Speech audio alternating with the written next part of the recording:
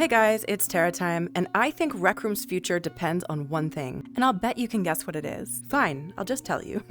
I think Rec Room's future depends on the community and making good memories. That's what made Rec Room stand out in the past, and that's what I think Rec Room's gonna need going forward. They need to lean back into that. We need to bring back that strong sense of community. Lately with these AI maps leaning into being on every device, which just attracts 7-year-olds like moths to an iPad flame, and leaning away from Rec Room Originals was a mistake. Rec Room is definitely trying. There's been some really cool developments recently. They are fixing bugs in Rec Room Originals. They've added stuff to paintball. They're cooking. Obviously they have some good stuff planned, but none of that matters unless we have a community. People who log on, they really have no way of connecting with other like-minded people. Like, sure, there's clubhouses and events, if the event's not being hacked, but really there's no matchmaking. There is one toggle that's like, don't matchmake me with junior players, but let's be real, everybody lies about their age, so half the time the 7-year-old is clearly 7 but has a mic because they're not on a junior account, so that setting is basically useless. And I'm sure there is matchmaking to ensure that if you're on screen mode, you get paired with more screen mode players, and VR if you're on VR. But outside of those two settings, I don't think we have any matchmaking. I would really like to see matchmaking added to the game. Even if it's as simple as something by age, I think that we could definitely benefit from that. Because let's be real, what made you fall in love with Rec Room is probably connecting socially with people that you get along with. And you need to be able to find those people, because if you're anything like me, you log into Rec Room and your favorites are just all offline all the time. It just feels like everybody who I used to know in the game doesn't play anymore. And it's harder and harder to go into public lobbies when there's just such a, let's just say, diverse group of people that are ranging so much in age. Whereas before in VR, I would say, like, I know it was like COVID days, but it was a lot of adults playing and there was a lot of like mid to late teens playing. The demographic was older. And what it is now, it feels different. I know that's just not even unique to Rec Room. I know other VR games are definitely a younger crowd now too. I'm talking like 9 to 12 or 9 to 13. It just seems like they're really, really young. It's not specifically a Rec Room problem, but I know that a lot of people that are older that want to play Rec Room and enjoy it, they have trouble making friends. So if you're anything like me, your Rec Room experience lately probably has been that you haven't felt that connection socially for some time. But I'm going to spark that community vibe again today by talking about some of the most memorable times I've had in Rec Room. I have seen some things, you guys. I've been around this game for almost half a decade. So some of these stories are crazy, from like interviewing Gribbly to a cringe rap video that I never posted and never told you guys about until now. Be sure to use code Tara the next time that you're in Rec Room, by the way. It helps out my channel a ton. Support only lasts 45 days, but you can unsupport and resupport at any time just to renew it. So pull up a chair because I'm going to get started with the first story. Okay, I'm going to start with the cringe rap video one because that's just so embarrassing. I just want to get it out of the way. So let me paint you a picture. The year was 2021. I had seen 8 Mile probably more times than a normal person should. And I already knew about the Rec Room map called Rap Rumble. I thought, why not make a rap battle? And so I started in this like studio map. It was like a recording studio. And I like recorded myself like testing, is this thing on, like about to like spit rhymes. And then I also recorded myself as like the person who was like on the other side of the recording booth. Are my wrist straps on? Oh no, they're not. And anyways, so I had this stupid, oh my gosh, if I could find the footage, I will try to include a clip of it, but I don't even know if I want to share. Maybe I'll put a clip at the end of the video just for like the lulz, because as soon as people see that, they're just gonna click right off. So anyways, then I'm like, yo, yeah, I'm ready. So then it cuts to me like in the actual Rap Rumble room, and I went into like a public lobby. I was so nervous, and I went in there and I had like a rap already written down. If you guys know that room, people just go and they just goof off. Like there's no one actually like really rapping like really well. Not that I've seen anyways. And so I get up there and this poor kid that I go up against, I'm just like nervously starting to like actually go through my rap, and I don't think anyone cared, but it was like really, really funny to me at the time. And so I made it into a video, and oh gosh, then I showed it to somebody close to me and they said, you must never post that on the internet, Tara.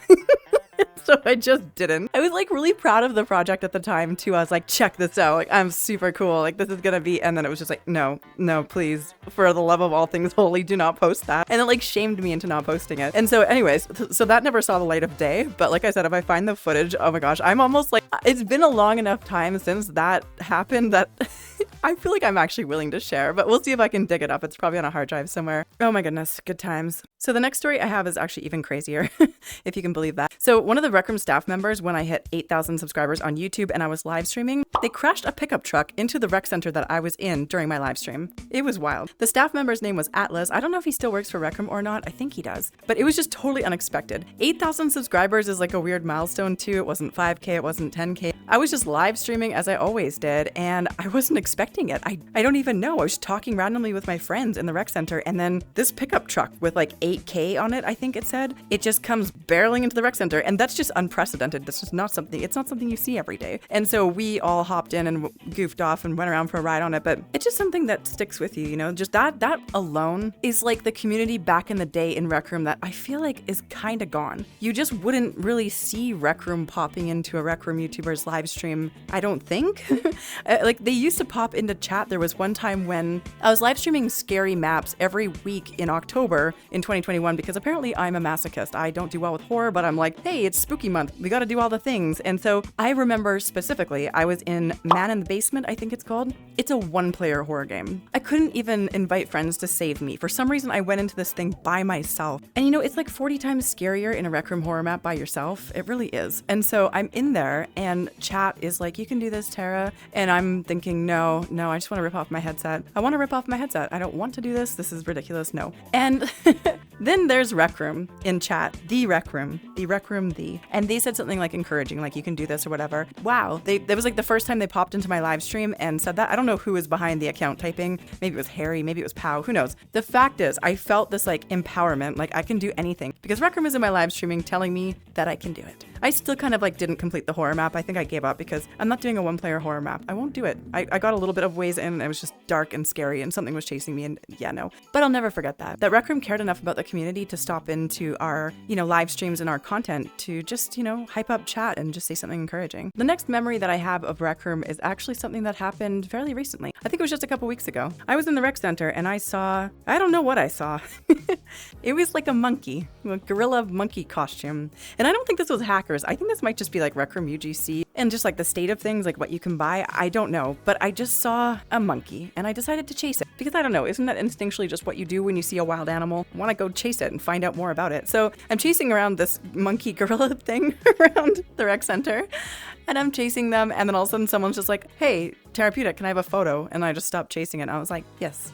But nobody thought any of this was odd. And that just speaks to me sometimes about the randomness of Rec Room. And that's why it just like instantly became one of my favorite memories. I was just like, this is just so silly. The next story I have is about RecTuber Royale. So if you don't know what that is, a few years ago, there was a Rec Room YouTuber Rec Royale match. And we were all encouraged to live stream it. And I think Rec Room was live streaming it too. I can't remember. But anyways, I showed up and oh my gosh, it's like all the famous people are here. I see Harry, I see Bo, I see Tidal Wave, I see Soul Fox, and I'm just like super excited to be there. Since I was so late to the game compared to these people, they had their channels at least like, you know, years ahead of me. I felt like I didn't really know anybody that well. I was super shy. And so I started my live stream and I was talking to chat with my streamer cam in the corner, like before we got started. And then I wasn't really reading chat. I was just like, I was nervous. I was like, you know, all these people I always feel like this around the Rec Room YouTubers because they've been doing it for longer than I have. And I was like kind of the last up and coming Rec Room YouTuber in that sense. So in that group, I always just felt, yeah, kind of nervous. So who do I get on a team with in RecTuber Royale? Soul Fox and Bo. Oh my gosh, those two like hung out together and like played the game together. And I'm just kind of like, hey, like I did play a lot of Rec Royale and I wasn't like that bad at it. But these two, oh my gosh, they worked together like peanut butter and jelly. You know, they were communicating so well. I was just rolling with it. I was so nervous. I remember like my hand was shaking. Like I was trying to snipe or shoot somebody and I just like, I was shaking. Like this was too much for me. And so I believe what happened, if my memory serves me correct, I could go seek out this footage because I know other people were live streaming at the time. But I think what happened was we got the final kill and I'm pretty sure we won and I'm pretty sure I took out Harry or something like that. Like it was like something crazy epic where we were all nervous and it was wild. So at the end of the match,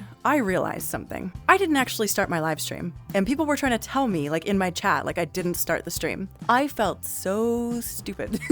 I felt so stupid because I had just like had the most epic win with Bo and Soul Fox and I didn't even have it on camera. I was counting on the live stream to record it, so I just don't have the footage. Are you serious? I loved that moment in Rec Room so much and I just have like only my memory literally of it. I don't have any footage. But like I said, I could go look it up. It was so epic and I just remember being so nervous and I just, RecTuber Royale. So the next story that I'm going to tell you is about my first time getting motion sick from VR. This was just a few days into Rec Room, maybe even my like first or second day in Rec Room. I was playing paintball and I had only had my headset for a week or 2 weeks. I was obsessed. Like I got this Quest 2 and I just immediately, I just loved the VR world. I wanted to just escape there all the time. And so I'm playing paintball, running around. Oh, the music in like River or whatever, Homestead. And I'm just enjoying myself so much, you know, spinning, turning, trying to steal the flag and just being a menace. Well, actually, I just kept dying. I was never very good at paintball. But when you're low level in Rec Room, then often it'll matchmake you with lower level people. So I feel like it's before I knew about all the tryhards and the sweaty people. It was just fun back then for me. It wasn't really like a nuisance, but try being a level 50 and still not being good at paintball, you just get slaughtered usually. So I'm running around, capturing the flag, just having a grand old time. I remember specifically bopping to the music. I was like, this is great. And then all of a sudden I just felt odd. Like I was like, I don't feel that great. So I remember I took off my headset and I went and like laid down and I was just like, what's wrong with me? Did I eat something? Like I just feel kind of nauseous. Like, am I coming down with something? I just wasn't sure. I didn't know that you could actually get motion sick in VR. I didn't know that was a thing. And so like once I figured it out, I think I was just still getting my, you know, my sea legs, my VR legs. We don't have legs. All right. Okay, my game crashed, but I'm back. So anyways, that was the story of my first time getting motion sick in VR. I had no idea what was happening to me and it really freaked me out. But then once I realized, then I don't know. It never really happened to me much after that. I guess I just got used to it. The next story that I want to tell you guys, the next memory that I have of Rec Room was when I did my AMA. I did my AMA in 2021, I believe. I don't think it was 2022. The years all blur into one. Anyways, it was back in the day. I saw somebody did an AMA and then I asked if I could get one. I forget who was first. Maybe it was both Thaya. And I asked if I could get one. And yeah, they created the event a couple weeks, I think, before. And I had like a little event button that people could RSVP to in the rec center. And I was astonished and terrified of how many people clicked that button to RSVP to the event. I started getting so nervous because I don't do public speaking. I have the worst social anxiety. I didn't know what I signed up for basically. And it was like questions from the community about, you know, me, my channel, etc. And I was supposed to, I guess, just answer these willy-nilly in front of thousands of people, tens of thousands of people. It was peak Rec Room, like these RecTuber events. We were a lot more famous than we are now. Now we're just kind of washed up. But you know, back then it was a lot. So I went to the event and I remember like the day before I had printed off all of the questions that I knew were going to be asked of me. And no, I was not going to be like going in blind and just like answering them on a whim because I can't do that. I'm not the kind of person that can usually just yap.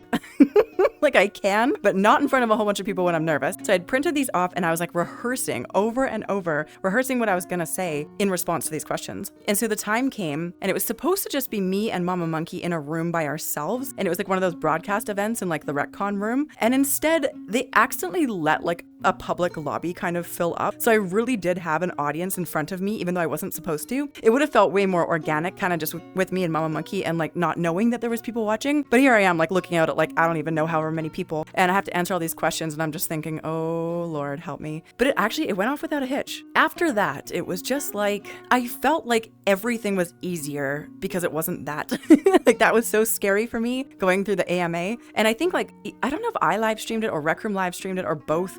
But it was a big deal and it was a big milestone in my career. And after that, things weren't as scary socially. I think I was just like, well, it's not an AMA. If I could do that, I can do anything pretty much. So it was pretty cool. My next memory isn't exactly one specific instance, but just in general, I used to do live streams and every single time I would usually have a theme. So like I had done underwater theme where I would dress up in like a snorkel summer outfit and like find an underwater map to film in, usually just for my intro. And then I would talk for a bit with the live stream chat and then move on from there, whatever we were going to do, like play Rec Room Originals. But just for like the start and the thumbnail, I would always have like a theme. So whether it was like space or medieval, jungle. I remember like one time I had my friend Lion King start with me. We both wore like our safari outfits and we were in the jungle. And like sometimes I would like play act a little bit into it, be like, oh, where's Lion? I think he's off in the jungle. And like, we're just being goofy. But I really do miss those like themed live streams because it just was like my way of putting my own spin on a live stream. And also just Rec Room allows so much creativity with your outfit, even more so now with UGC, but even back in the day, there's just so many outfits that you can create those themes around. And it makes it easy to create. And that's something I've always loved about the game is just how much is possible. It's like its own little universe. So I think those live streams will always have a special place in my heart. Another memory of mine that isn't exactly tied to one event because there were so many of them, whether it's a friend or a moderator from my Discord, we would get wind that it was going to be someone's birthday and we would usually get a bunch of people on in Rec Room, even people that weren't personally invested in that person's birthday. There's been so many times we just hop online, invited people, and we would just pretend that the person was hopping online for some random thing like, hey, can you come join us? Like we have something to show you. And then we would proceed to be like, surprise! And then, we'd pop bubblies, we'd give gifts, and it just kind of like, it would always snowball. Like, it'd start with one person gifting the person, and then the next thing, everyone's sending them a gift. And it's just, I don't know, it was so beautiful. And even for my birthdays in Rec Room, I've always had, my friend Lion King has made me so many inventions. And so it's always just so fun to hop on your birthday and be made to feel special in Rec Room. The next story that I have is about my friend Jeremy in VR. Some of you guys might know Jeremy in VR because he is one of the top Rec Room creators. He makes parkours primarily. So you'll probably, if you're an OG Rec Room player, his Christmas Workshop parkour. His Firefall parkour is one of the most popular Rec Room maps of all time, I think. And then he's made other parkours over the years, and like all of them are really creative. I remember playing Christmas Workshop parkour. Actually, I'm going to throw this little memory in here too. I remember playing Christmas Workshop parkour in 2021 during the holidays. The music in the background, you couldn't shut it off because it was tied to voices. So either you just don't hear your friends, or you have "It's the most wonderful time" just like blasting. So like I thought for some dumb reason that the creator of the room, which I didn't know him at the time, I just knew his name, I thought he did that on purpose to like add an element of like torture into the parkour. Like it drives you slowly insane as you're going through the parkour because this music just keeps playing on a loop. So I thought it was just by design. And so we're like, by the time we were done this parkour, that song was probably stuck in my head for, oh gosh, weeks maybe even. So when I finally met Jeremy a couple years after that for Room Awards when we were going to work together, I told him this about the music and he had such a laugh because he didn't actually know, I think he said at the time, how to put the music on a separate track. So it was not by design, it was a total mistake. But on the topic of Jeremy, when we started working together for Room Awards, because I was representing his Christmas parkour map for Room Awards to try and win, I mentioned running events, and Jeremy just, his creative brain, he just said like, what if we make a stage and then the stage could have like, you could just hit buttons so people could, line up and make it easier for you to run these events. So you don't really need to have people creating a line for you and keeping the order. And I'm like, oh, that's a really good idea. I wouldn't know how to make anything like that. And a few days later, I remember he had me join and he was working on this stage for me just for free out of the kindness of his own heart. He's making me this stage. And I didn't really give him too much direction to go on. I think I just said like, my hair color, like the teal and the pink. And I was like, I'm not fussy if it has like Tarapeutic as like I don't know, like, I didn't know what I wanted. I just thought he's taking the time to make this for me. This is really awesome. Well, this is before I knew Jeremy very well, but Jeremy is like the nicest person ever. So here I go, not knowing what to expect. And he like unveils this stage and it's like gorgeous. And he took the time to make this. And like, I know it must have taken him ages to make. And he did all the lettering and I pretty much teared up. I was like, this is the nicest thing anyone has done for me in Rec Room. This is insane. And I used that stage, like he taught me how to save it as an invention so that it's mine and I could pull it out for any of the events that I wanted. And then I would like customize it. I remember I had changed some of the colors for like Halloween and stuff and added decoration. It's just a great base template for things. And yeah, it worked as expected, never any problems. People could line up and then I could hit a button that like makes collision go. I could open and close the queue from another button. It was perfectly done with the circuits and everything like that. So thank you, Jeremy. That is one of my favorite Rec Room memories, is the unveiling of that stage. And I'll always remember that. My next favorite memory would be when I got the opportunity to interview Gribbly. I didn't reach out to them. The head of the VPP at the time, Cookie, she actually reached out to me and said, if that's something you might be interested in. And I'm like, of course, like interview one of the owners of Rec Room. Absolutely. That's when you know you've made it, when you don't even have to ask, people come to you. The interview itself was a little bit disappointing for me just because the weekly had recently been taken away and I wasn't happy, and Gribbly did not budge when it came to like asking about bringing that back. And just a few things that I felt like we kind of disagreed on. So in general, the interview was good, but it wasn't really what I was expecting. The fact that I got to interview Gribbly will always stick in my brain as just one of those crazy times, It wasn't even like I went into my watch and hit invite to Gribbly. Like he just like teleported there and I was nervous, of course. And when he showed up, I'm just like, hello. Like it's one of those crazy times where you don't think it's ever going to happen. And I still remember the map that I brought him to interview. Like trying to pick a map for that was actually really difficult. I ended up picking, I forget what it's called, but I'll put it on screen if I do remember. And I remember thinking like an older hangout map that someone made that's kind of like unknown is kind of the vibe that I want to go for. And so it worked out. Another fun story I have actually came with Room Awards. There was this map called Harry Potter Story. It was made primarily by these two creators, Legible and Superstar, and I love Harry Potter. Love it. I'm like obsessed. I've read the books like so many times and seen the movies and etc. I've been to like the Universal Studios.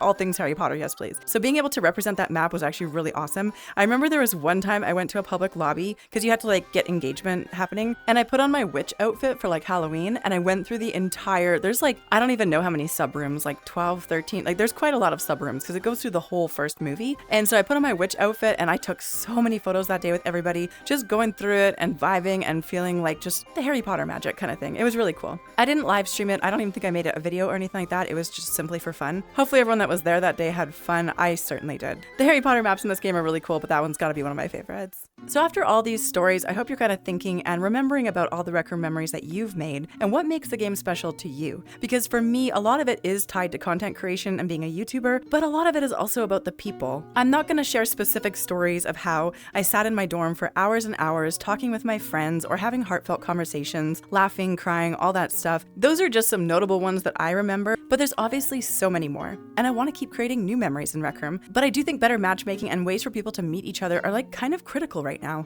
I feel like it's something we're lacking, and we kind of need to try and bring back that solid sense of community that we had back in the day. I know it still exists, it's just not as prevalent, but I think that can change if Rec Room tweaks a few knobs and listens to our feedback. Because at the end of the day, all that nostalgia and all those good memories, that's what keeps me optimistic about Rec Room, and that's what makes me feel like that inner warmth when I spawn into my dorm, or I accidentally hit the rec center door, or a gift box pops up in front of me. All of those things, they're just tied to so many positive memories that are made from the community. So Rec Room, if you're listening, let's focus on bringing the community back together. And if you've made it this far in the video, I feel like you're personally obligated to drop a comment below with what your favorite Rec Room memory is. I love reading your little stories in the comments. Use code TARA, Tarapeutic out.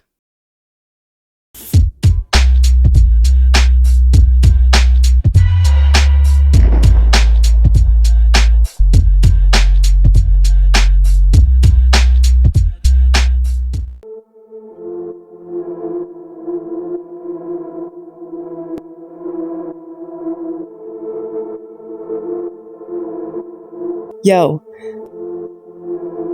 this one goes out to all the screaming children in the rec center. Y'all should be on junior accounts. I shouldn't even be able to hear you scream. Alright, listen up. Listen up. Yo, I'm a queen like Nikki, Lil' Kim, and even Missy. If I leave, you say you'll miss me. You're smaller than a child just standing there. Yeah. This rap battle's like a mountain summit. I'll happily climb to the top of it. Meanwhile, you're just gonna fall down and plummet. Next time, don't even bother. My raps are smooth like butter, and your raps sound like they came from the gutter. Alright, did we get it? That's sounding real good. You're gonna slay those kids in rap battle. Okay, we're good? Oh yeah, I think we got it. That was the one. That sounded dope. Now let's slay some kids in rap battle, y'all.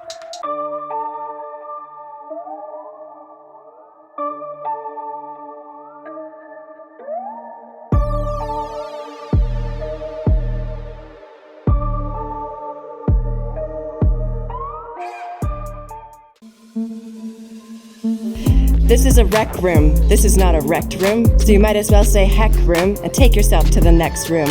This is not a battle. This isn't even a contest. I don't hear any protest. All I see is you standing there, noiseless. Next time, don't even bother. My raps are smooth like butter, and your raps sound like they came from the gutter.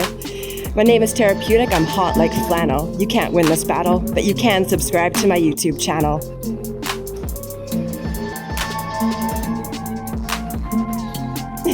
Oh wait, I keep mine. I'm dumb.